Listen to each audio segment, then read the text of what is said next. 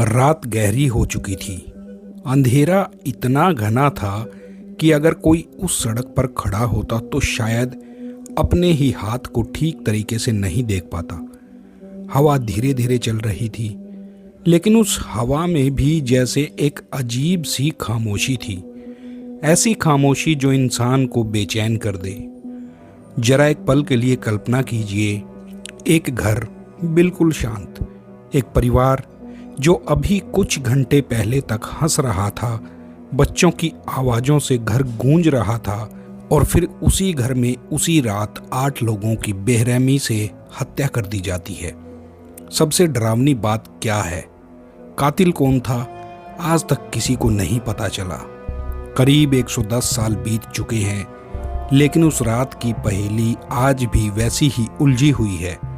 इतिहास में बहुत सारे मर्डर केस हुए, लेकिन कुछ केस ऐसे होते हैं जो सिर्फ अपराध नहीं होते, वो रहस्य बन जाते हैं।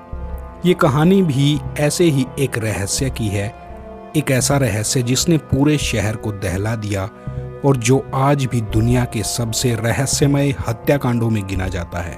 ये कहानी है अमेरिका के एक छोटे से शहर की।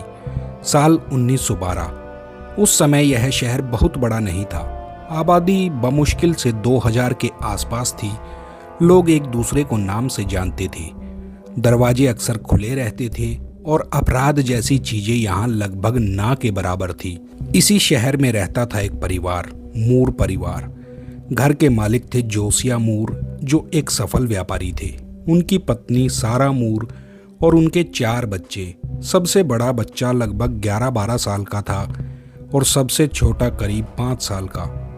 ये परिवार शहर में काफ़ी सम्मानित माना जाता था। लोग कहते थे कि मूर परिवार बहुत ज़्यादा धार्मिक और सीधा साधा था। उनकी ज़िंदगी सामान्य थी, बिल्कुल सामान्य।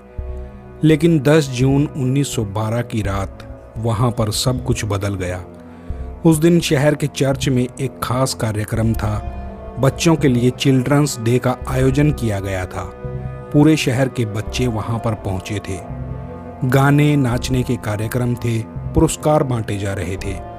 मूर परिवार भी अपने 4 बच्चों के साथ वहां पर पहुंचा। कार्यक्रम देर रात तक चला। करीब 9:30 बजे तक सब खत्म हो गया।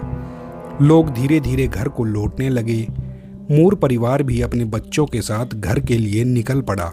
रास्ते में उनकी मुलाकात पड़ोस के 2 बच्चों से हुई, 2 छोटी बहनें। दोनों बच्चों की मूर परिवार के बच्चों से अच्छी दोस्ती थी। बातों बातों में ये तय हुआ कि दोनों बहनें उस रात मूर परिवार के घर पर रुकेंगी। ये उस समय के लिए बिल्कुल सामान्य बात थी।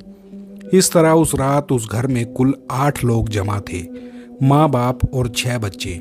घर पहुँचे, बच्चों ने कपड़े बदले, कुछ देर बातें करी और फिर सब अपने अपने बिस्तर पर सो गए। घर की लाइट बंद हो गई, खिड़कियों के पर्दे गिरा दिए गए। बाहर रात धीरे धीरे और गहरी होती चली गई। लेकिन उसी रात उस घर में कुछ ऐसा हुआ जिसकी कल्पना कोई भी नहीं कर सकता था। अगली सुबह 11 जून सूरज निकल आया था, लेकिन एक अजीब बात थी, मूर परिवार के घर से कोई भी बाहर नहीं निकला था। पड़ोसियों ने पहले ज़्यादा ध्यान नहीं दिया, सोचा कि शायद रात को देर हो गई होगी, इसलिए सब सो रहे होंगे। लेकिन धीरे धीरे समय बीतने लगा। सुबह के 7 बजे, फिर 7:30, फिर 8। फिर भी घर में कोई हलचल नहीं थी। पड़ोसियों को अजीब लगा, क्योंकि मूर परिवार बेहद धार्मिक था। वे रोज सुबह उठकर प्रार्थना करने जाते। ऐसा कभी नहीं हुआ था कि परिवार देर रात तक सोता रहे। आखिरकार एक पड़ोसी महिला घर के दरवाजे तक गई। उसने दरवाजा खटखटाया, कोई जवाब नहीं मिला। उसने फिर जोर से खटखटाया, फिर भी सन्नाटा। वह खिड़कियों के पास गई और बच्चों के नाम लेकर आवाज लगाई, लेकिन घर के अंदर सिर्फ खामोशी थी। अब उसे चिंता होने लगी। उसने तुरंत सारा मूर के भाई को खबर भेजी, जो कुछ दूरी पर रहता था। थोड़ी देर में वो भी वहां पर पहुंच गया। उसने दरवाजा खोलने की कोशिश करी। दरवाजा बंद था, लेकिन जैसे तैसे वह अंदर पहुंच गया। जैसे ही वह घर के अंदर गया, वह सीधे उस कमरे की तरफ बढ़ा जहां सारा और जेसिया मूर सोते थे। दरवाजा खोला और अगले ही पल उसकी चीख निकल गई। कमरे के अंदर का दृश्य इतना भयानक था कि कोई भी इंसान उसे देखकर संभल नहीं सकता था। बिस्तर पर जोसिया मूर और उसकी पत्नी सारा की लाशें पड़ी हुई थी। दोनों के सिर बुरी तरीके से कुचले गए थे। खून पूरे कमरे में फैल चुका था और उनके चेहरों पर इतनी बेरहमी से वार किए गए थे कि पहचानना भी मुश्किल हो रहा था। ऐसा लग रहा था जैसे किसी ने उन पर गुस्से में पागलों की तरह हमला किया हो। ये देखकर सारा का भाई घबरा गया। वह तुरंत बाहर भागा और पड़ोसियों को इस बारे में बताया। कुछ ही मिनटों में पुलिस को खबर दे दी गई। जब पुलिस वहां पहुंची तो उन्होंने घर के बाकी कमरों की तलाशी भी ली। जो दृश्य सामने आया उसने पूरे शहर को हिलाकर रख दिया। घर के दूसरे कमरों में 6 बच्चों की लाशें मिली। सभी के सिर कुचले हुए थे। एक एक बच्चे को सोते हुए हालात में मारा गया था। सिर्फ एक बच्ची की लाश थोड़ी अलग हालात में मिली थी। उसके शरीर पर बचाव के निशान थे। ऐसा लग रहा था कि शायद वह जाग गई थी और उसने खुद को बचाने की कोशिश भी करी थी, लेकिन वह भी उस हमलावर से नहीं बच पाई। कुल 8 लोग एक ही रात एक ही घर में बेरहमी से मार दिए गए थे। कमरे में एक खून से सना हथौड़ा भी पड़ा था। यही हथियार था जिससे सभी की हत्या करी गई थी।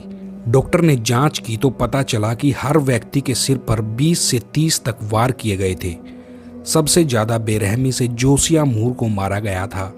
उसके चेहरे पर हथौड़ों के अलावा किसी तेज धार वाली चीज से भी बहुत तीखे वार किए गए थे। उनकी आंखें तक बाहर निकल आई थी।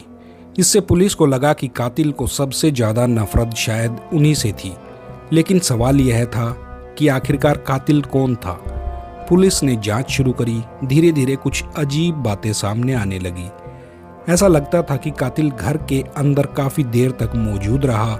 उसने हत्या के बाद हाथ धोए थे, घर के अंदर आराम से घूमता रहा, शायद सिगरेट भी पी थी और फिर जाते समय बाहर का दरवाजा बंद कर गया था। यानी वह बिल्कुल भी नहीं घबराया था। उसने बहुत आराम से, तसल्ली से ये सब किया था। लेकिन सबसे बड़ी परेशानी तब हुई जब खबर पूरे शहर में फैल गई। सैकड़ों लोग उस घर को देखने के लिए पहुंच गए। पुलिस के आने से पहले ही कई लोग घर के अंदर चले गए थे। इससे बहुत सारे सबूत वहां पर नष्ट हो गए थे। जांच और मुश्किल हो गई। पुलिस ने कई संदिग्धों को पकड़ भी लिया।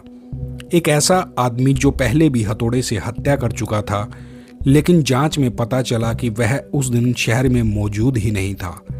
एक और संदिग्ध मिला जिसने अपने परिवार के 3 लोगों की हत्या करी थी, लेकिन उसके खिलाफ भी कोई सबूत नहीं मिला।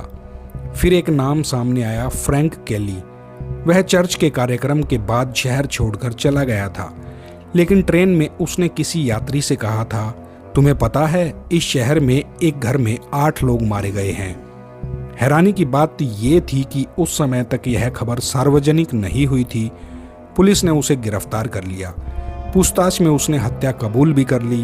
उसने कहा, भगवान ने मुझे ये आदेश दिया था। लेकिन बाद में पता चला कि उसकी मानसिक स्थिति बिल्कुल ठीक नहीं थी।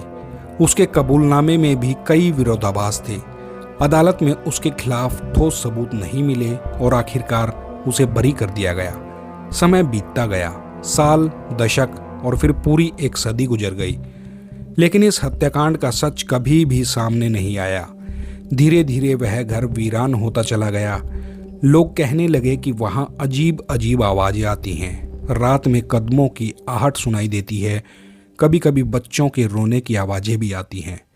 समय के साथ उस घर को भूतिया बंगला कहा जाने लगा। करीब 100 साल बाद उस घर को फिर से ठीक किया गया। उसे एक तरह के म्यूजियम में बदल दिया गया। आज भी लोग वहां जाते हैं, खासकर वे लोग जो पैरानॉर्मल चीज़ों में विश्वास करते हैं। नियम यह है कि एक समय में अधिकतम 8 लोग उस घर में रात बिता सकते हैं, ठीक उतने ही जितने लोग उस रात को मारे गए थे।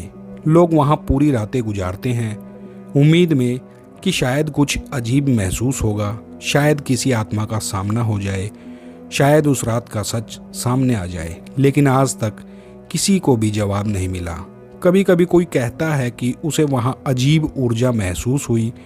किसी को लगता है कि कोई उसके पास खड़ा है, लेकिन सच क्या है कोई भी नहीं जानता।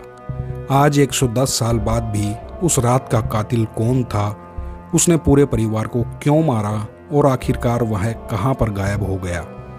ये सवाल आज भी वैसे ही खड़े हैं जैसे उस रात थे, और शायद यही वजह है कि इतिहास में इसे सबसे रहस्यमय और लगभग परफेक्ट मर्डर के रूप में जाना जाता है, क्योंकि कभी कभी अपराध हो जाते हैं, लाशें मिल जाती हैं, लेकिन कातिल हमेशा के लिए अंधेरों में खो जाते हैं। तो साथियों, मैं हूं आपका होस्ट मनदीप मान।